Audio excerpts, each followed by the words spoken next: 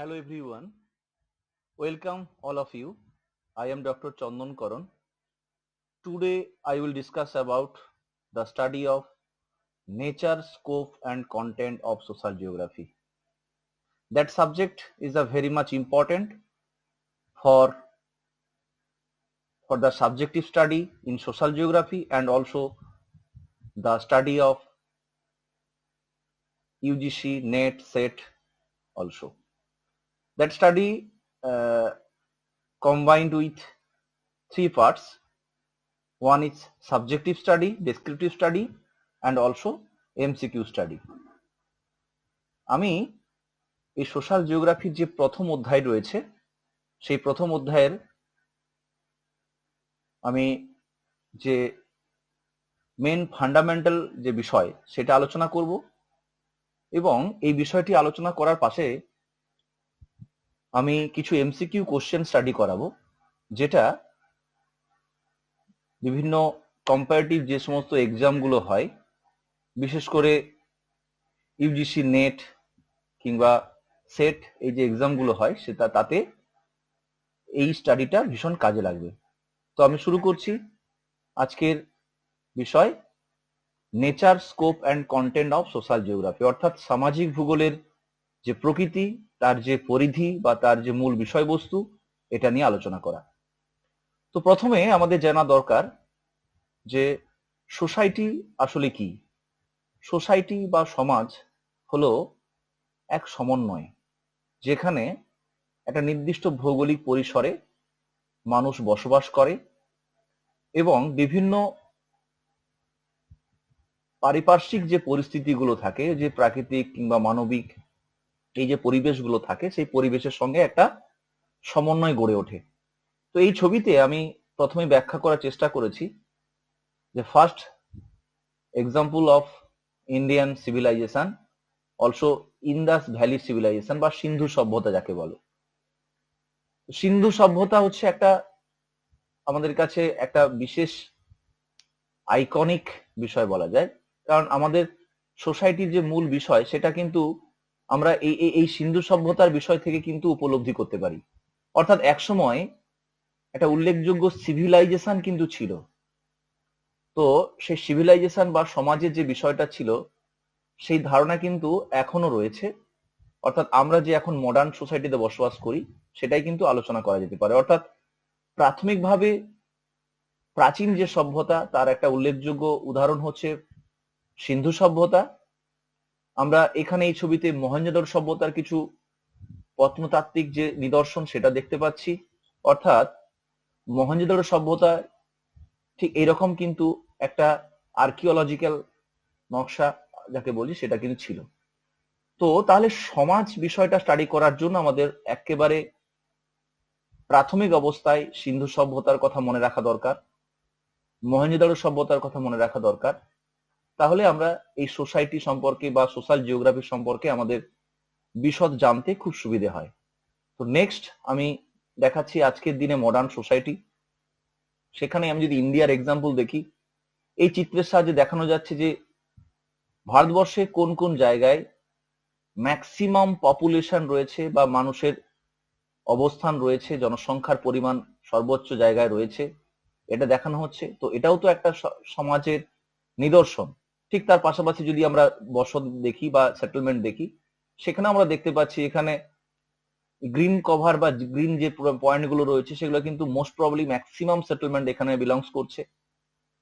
তো এই যে একটা চিহ্ন বা এই যে একটা আমরা ফিগার দেখছি, এই ফিগারের মধ্যে আমরা অর্থাৎ আগের ফিগারটায় আমরা সিন্ধু সভ্যতার কথা দেখলাম, যেটা আমাদের কাছে এখন ঐতিহাসিক একটা বিষয়, যেটা প্রত্নতাত্ত্বিক বিষয়।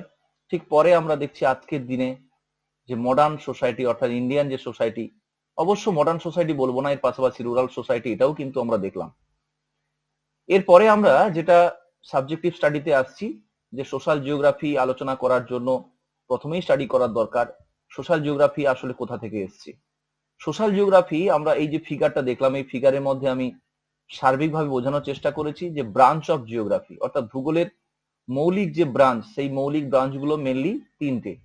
প্রথম হচ্ছে প্রাকৃতিক ভূগোল, যাকে ফিজিক্যাল জিওগ্রাফি বলছি আমরা, হিউম্যান জিওগ্রাফি বা মানবীয় ভূগোল, এবং তারপরে হচ্ছে কার্টোগ্রাফিক জিওগ্রাফি বা কার্টোগ্রাফিক টেকনিক্স জিওগ্রাফি বা ব্যবহারিক বা প্র্যাকটিক্যাল ভূগোল।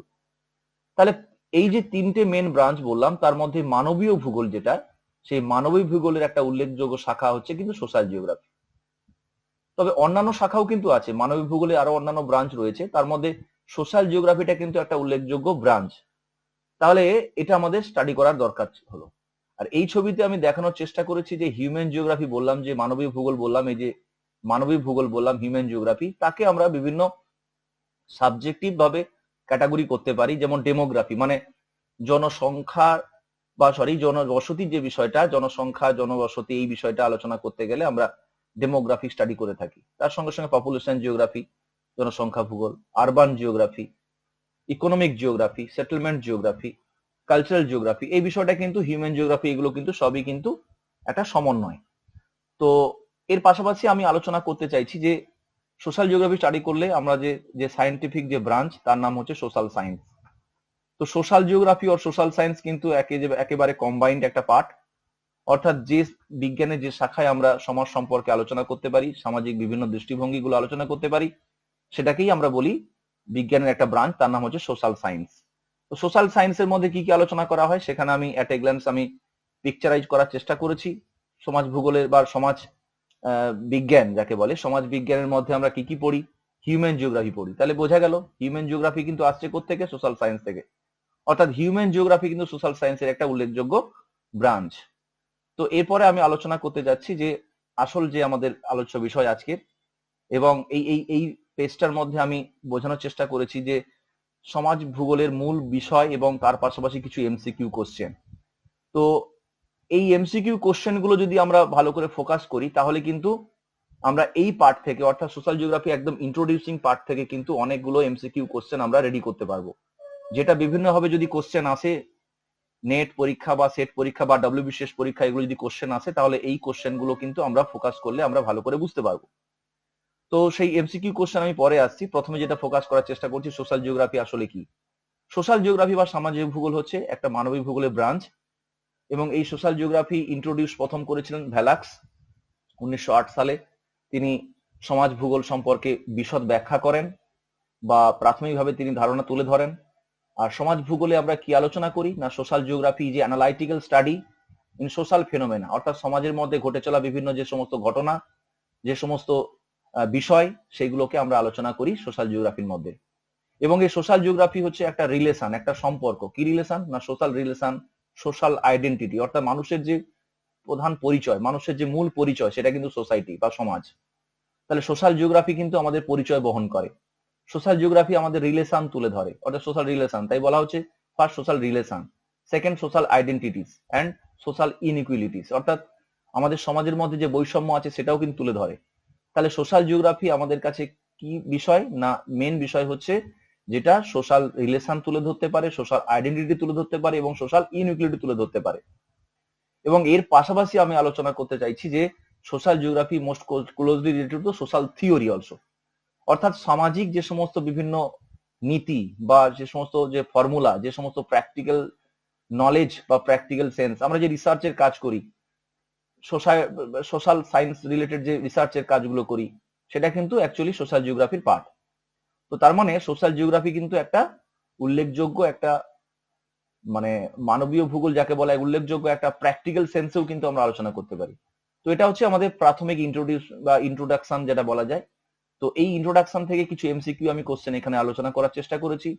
যে সোশ্যাল জিওগ্রাফিকে বলা হয় কি, হিউম্যান জিওগ্রাফির ব্রাঞ্চ। তাহলে সকলেই বুঝতে পারলাম, এখান থেকে পড়েছিলাম সোশ্যাল জিওগ্রাফি হচ্ছে হিউম্যান জিওগ্রাফির ব্রাঞ্চ। এর পাশাপাশি আমি জানছি দ্বিতীয় কোশ্চেনটা দেওয়া রয়েছে, সোশ্যাল জিওগ্রাফির এলিমেন্ট কি কি হতে পারে। বিভিন্ন এলিমেন্ট হতে পারে, কোশ্চেন আসতে পারে ভেরিয়াস টাইপস অফ এলিমেন্টস। হয়তো কোশ্চেন এমসিকিউ কোশ্চেন থাকতে পারে, হয়তো রেস থাকলো, ট্রাইব থাকলো, ইথনিসিটি থাকলো, আর একটা হয়তো আনকমন কিছু থাকলো, দিয়ে হয়তো কোশ্চেন থাকলো দিজ আর দ্য এলিমেন্ট বা which elements are not a related to the social geography. তার মানে এরকম নেগেটিভ কোশ্চেন দিয়ে কিন্তু উল্লেখ থাকতে পারে। তার মানে আমাদের প্রথম জানা দরকার যে সোশ্যাল জিওগ্রাফির উপাদানগুলো কি কি। রেস, রেস মানে জাতিগত ধারণা যাকে বলছি আমরা, আমাদের যে জাতগত ধারণা বা আমাদের যে উৎপত্তিগত ধারণা, সেটাকে আমরা রেস বলছি। ট্রাইব, ইথনিসিটি বা নিকন্দিকতা আমরা বলছি।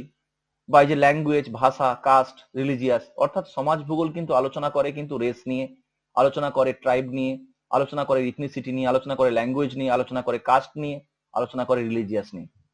তো তার মানে এগুলো হচ্ছে বেসিক এলিমেন্টস। তৃতীয় কোশ্চেন কি দেখছি? তৃতীয় কোশ্চেন দেখছি যে সোশ্যাল প্যাথোলজি কাকে বলে। What is social pathology? Social pathology means এমন একটি শাখা বা এমন একটি বিষয় যেখানে আমরা সমাজের মধ্যে বিভিন্ন মানবীয় ক্ষেত্রের বা মানুষের বায়োলজিক্যাল বা মেডিকেল যে মডেল, যেটা বা যাকে আমরা বলছি বায়োলজিক্যাল যে স্ট্রাকচার, সেই বায়োলজিক্যাল স্ট্রাকচার তুলে ধরতে পারে, সেই শাখাটার নাম হচ্ছে বা সেই বিষয়টার নাম হচ্ছে সোশ্যাল প্যাথোলজি।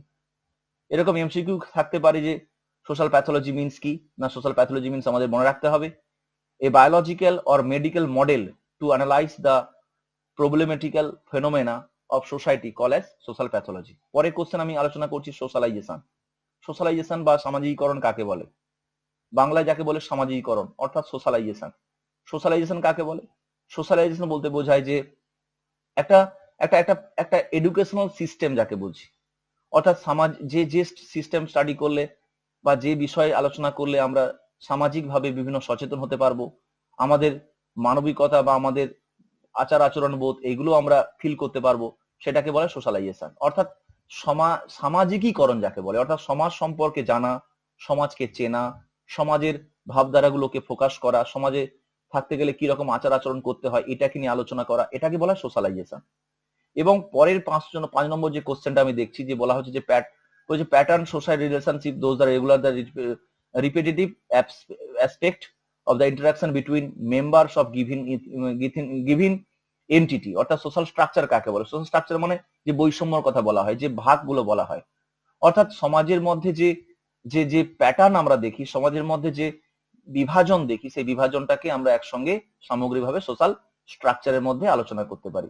যদিও সোশ্যাল স্ট্রাটিফিকেশন কিন্তু আমরা পরে পড়বো, তবে এখানে আমরা আলোচনা করবো সোশ্যাল স্ট্রাকচার বা সামাজিক গঠন কাকে বলে। সামাজিক গঠন মানে কি বুঝলাম?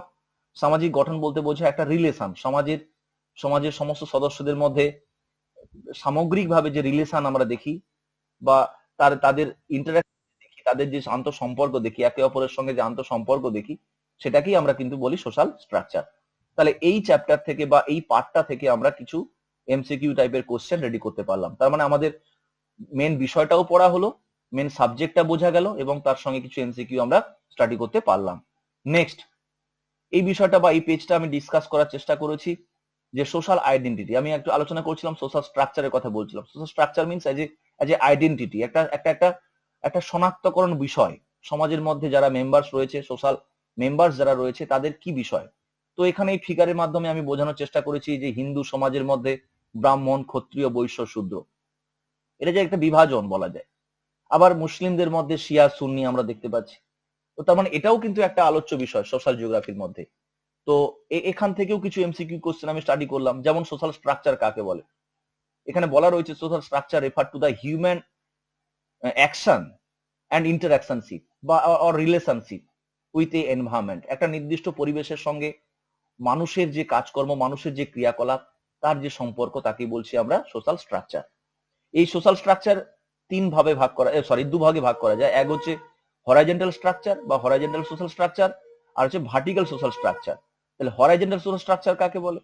অর্থাৎ যেখানে আমরা দেখি যে এমন একটি গঠন বা এমন একটি বিন্যাস যেখানে আমরা আমাদের নিজেদের যে বিষয়গুলো, নিজেদের যে বিভাজনগুলো, নিজেদের মধ্যে যে বিভাজনগুলো, আমাদের সাম্প্রদায়িক বিভাজনগুলো, সেটাকে কিন্তু আমরা বলছি হরাইজন্টাল সোশ্যাল স্ট্রাকচার। যেমন এই যে বললাম ব্রাহ্মণ, ক্ষত্রিয়, বৈশ্য, এটা আমাদের নিজেদের বিভাজন, একে আমরা বলছি কি horizontal social structure. Vertical social structure কাকে বলে?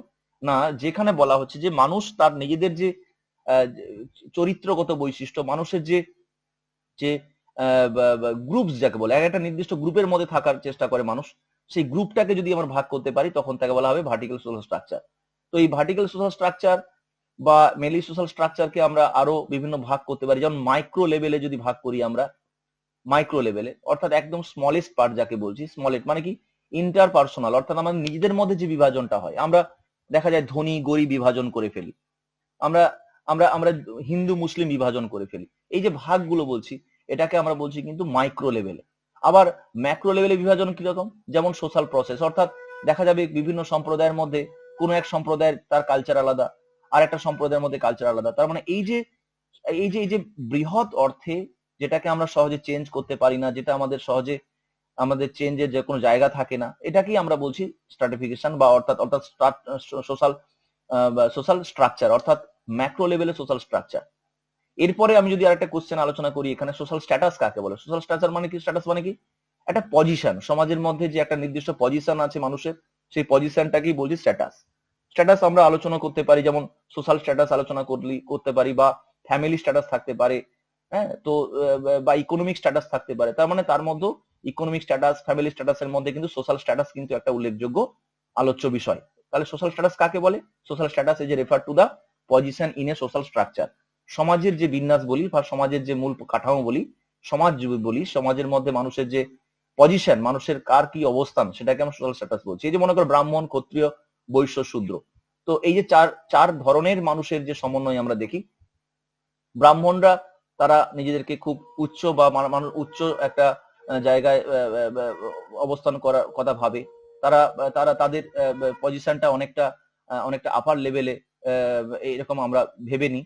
এবার এর পাশাপাশি আমরা ক্ষত্রিয় মনে করি। তার মানে এইভাবে কিন্তু একটা আমরা ডিভিশন দেখতে পারি। তাহলে পজিশন দেখলাম, ডিভিশন মিনস এখানে পজিশন, যে যার নিজেদের কোয়ালিটি বা নিজেদের কোয়ালিফিকেশন, এইরকম জায়গা থেকে মানুষের ক্রিয়াকলাপের দিক থেকে মানুষ তার পজিশন গুলো সেট আপ করে, তাই একে বলা হয় সোশ্যাল স্ট্যাটাস।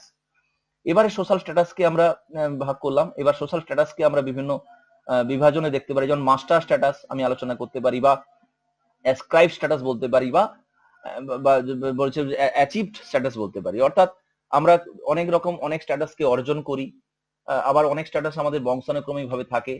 যেমন অর্জন করা, এই যে বলা ডক্টর হয়ে যাওয়া, বা লয়ার হয়ে যাওয়া, বা প্রফেসর হওয়া, এগুলোকে বলা অ্যাচিভ। আর যেগুলো আমাদের কিন্তু অনেক পাস্ট মানে থাকে, আমাদের যেগুলো চেঞ্জ করতে বিশেষ পারি না, যেমন রেস, সেক্স, এজ, এগুলো চেঞ্জ করতে পারি না আমরা, তো এগুলোকে বলা হয় মানে আরোপিত, মানে আমাদের আরোপিত, মানে অনেক একদম বংশানুক্রমিক ভাবে আরোপিত হয়ে আছে। তো এটাকে আমরা সোশ্যাল স্ট্যাটাসের মধ্যে আলোচনা করতে পারি। এরপরে পাশাপাশি আমি একটা এমসিকিউ কোশ্চেন যেটা বলতে পারি যে সোশ্যাল ক্লাস কাকে বলে? Social class refer to the status of society, অর্থাৎ সমাজের মধ্যে যে একটা বিন্যাস রয়েছে, যে একটা শ্রেণী বিন্যাস রয়েছে, তাকে বলে সোশ্যাল ক্লাস। এবং এখানে একটা কোশ্চেন রয়েছে যে which religion believe that old one, মানে একদম প্রাচীনদের মধ্যে কে না হিন্দু। তো তার মানে এটা আমি আলোচনা করার জায়গায় এলাম যে এমসিকিউ টাইপের কোশ্চেন যদি আমরা স্টাডি করতে চাই, তাহলে এই রকম বিষয়গুলো স্টাডি করলে আমাদের কিন্তু অনেকটা পড়া এগিয়ে যাবে। নেক্সট আমি আলোচনা করছি, এই পেজটার মধ্যে দেখানোর চেষ্টা করেছি টাইমলাইন। টাইমলাইন মানে কি? আমাদের যে ভারতের যে প্রাচীন যে সভ্যতাগুলো তৈরি হয়েছিল এবং আজকের দিনে যে মডার্ন সোসাইটি তৈরি হয়েছে, তার একটা ক্রমবিন্যাস, ক্রনোলজিক্যাল একটা ওড়া। তো একদম এই যে আমরা বলেছিলাম যে সিন্ধু সভ্যতা, প্রাচীন সভ্যতার একটা উল্লেখযোগ্য প্রথম সভ্যতা বলা হয় সিন্ধু সভ্যতা। এরকম ভাবে আস্তে আস্তে করে বিভিন্ন সমাজের আমরা নিদর্শন পাই বা আমরা স্টাডি করি। এটাকে বলা হয় timeline of history of ancient India. এরপরে আমরা আলোচনা করছি বেসিক বিষয়, সেটা হচ্ছে ডেফিনেশন অফ সোশ্যাল জিওগ্রাফি। সমাজ ভূগোলের সংজ্ঞা কি আসলে? সমাজ ভূগোলের সংজ্ঞা আমরা আগেও একটু দেখেছিলাম, ইন্ট্রোডাকশন পার্টটাতে স্টাডি করেছিলাম সমাজ ভূগোল আসলে কি। তো এখানে একদম মেন টু দি পয়েন্ট করে অ্যান্সার করা রয়েছে সোশ্যাল জিওগ্রাফি কাকে বলে। According to the social geography Monk house তিনি বলেছেন, এ ডিকশনারি অফ জিওগ্রাফিতে তিনি বলেছেন, human geography as the part of geography with man or human activities, অর্থাৎ যেখানে এটা একটা মানবিক ভূগোলের ব্রাঞ্চ, যেখানে মানুষের এবং মানবীয় যে সমাজ যাকে বলছি, বা মানবীয় যে বিস্তার রয়েছে, সেই মানবীয় বিস্তারের যে বিন্যাস, সেই বিন্যাস অর্থাৎ মানুষ এবং মানুষজন যাকে বলে, হিউম্যান অ্যাক্টিভিটিস অর্থাৎ মানুষ এবং মানুষের যে কার্যাবলী, সেটাকে আলোচনা করতে পারে কিন্তু সোশ্যাল জিওগ্রাফির মাধ্যমে। তো এটা আমাদের ইন্ট্রোডাকশন পার্ট। এখান থেকে আমি কিছু এমসিকিউ কোশ্চেন অবশ্যই পরে দেখাবো।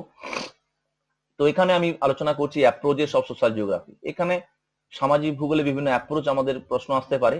অ্যাপ্রোচ অর্থাৎ কোন কোন দৃষ্টিভঙ্গিতে আমরা সোশ্যাল জিওগ্রাফিকে ব্যাখ্যা করতে পারি।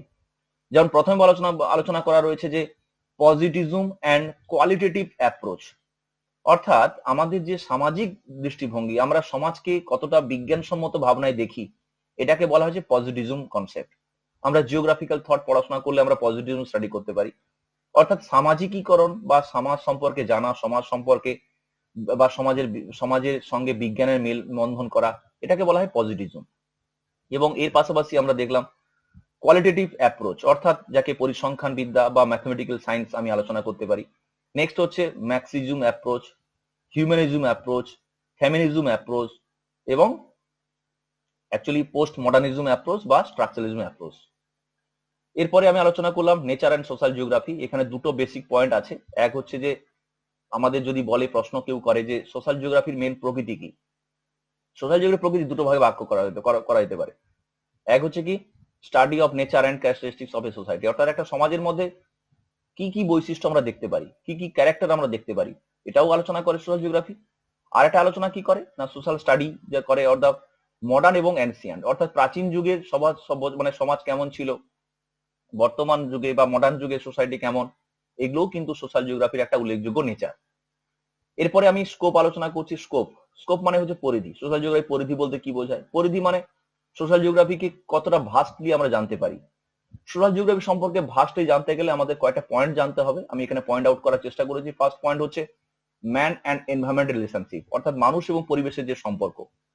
আমরা জানি জিওগ্রাফিক্যাল থট পড়তে গেলে বা জিওগ্রাফির যে সমস্ত বিবর্তন, জিওগ্রাফিক্যাল যে ইভলিউশন আমরা স্টাডি করেছি, সেখানে আমরা দেখেছি একদম প্রাচীন সভ্যতা যখন সৃষ্টি হয়, যখন মানুষ আস্তে আস্তে করে মানবীয় সমাজ গড়ে তোলার মুখে থাকে, গড়ে তোলে যখন, সেই সময় মানুষ কি ছিল, মানুষের মধ্যে একটা লড়াই চলতো, পরিবেশের সঙ্গে মানুষের লড়াই চলতো। অর্থাৎ সেই জন্য বলা হচ্ছে প্রথম লড়াই সেটা হচ্ছে মানুষ এবং পরিবেশের সঙ্গে কি রকম সম্পর্ক ছিল।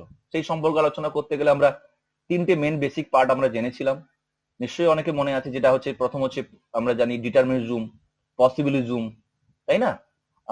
এই যে বিষয়গুলো আমরা জানি, অর্থাৎ জিওক্র্যাটিক, থিওক্র্যাটিক, ইওক্র্যাটিক যে কনসেপ্ট, তো সেটাকে আমরা পরিবেশ এবং মানুষের সম্পর্কের জায়গাটা আনতে পারি। তার মানে সমাজ ভূগোল আলোচনা করার যে মৌলিক ব্যাখ্যা, মৌলিক যে পরিধি, সেটা হচ্ছে মানুষ এবং পরিবেশের সম্পর্ক আলোচনা করা। সেকেন্ড হচ্ছে সোশ্যাল স্ট্রাকচার বা সোশ্যাল প্রসেস নিয়ে আলোচনা করা, অর্থাৎ আমি সোশ্যাল স্ট্রাকচার নিয়ে কয়েকটা কোশ্চেন বা কয়েকটা বিষয় আলোচনা করেছিলাম। সোশ্যাল স্ট্রাকচার হচ্ছে সমাজের যে গঠন, সমাজের যে ফ্রেমওয়ার্ক, সমাজের যে একটা নির্দিষ্ট যে একটা যে বিন্যাস, সেই বিন্যাসটাকে আমরা বলছি সোশ্যাল স্ট্রাকচার। এবং তার পাশাপাশি হচ্ছে সোশ্যাল প্রসেস, অর্থাৎ সমাজে মানুষে বসবাস করে, সমাজে বিভিন্ন মানুষ কেমন বসবাস করে, তাদের ভাবধারা কেমন, তাদের রীতিনীতি কেমন, তাদের মূল নীতি কি, তো এটাকে আলোচনা করা কিন্তু একটা আলোচ্য মূল বিষয়। এটাও কিন্তু সোশ্যাল জিওগ্রাফি স্কোপের মধ্যে আমি আলোচনা করতে পারি। নেক্সট আলোচনা করলাম 3 নম্বর পয়েন্ট, যেটা বলা হচ্ছে সোশ্যাল জিওগ্রাফি স্কোপ আলোচনা করলে যেটা 3 নম্বর পয়েন্ট আলোচনা করা দরকার, সেটা হচ্ছে social methodology or method in social structure, অর্থাৎ সমাজ সংক্রান্ত জানতে গেলে, সমাজ সংক্রান্ত বিষয় স্টাডি করতে গেলে, গবেষণামূলক কাজ করতে গেলে আমাদের বিভিন্ন মেথড অ্যাপ্লাই করতে হয়। যেমন সোয়াত মেথড। সোয়াত মেথড কাকে বলে?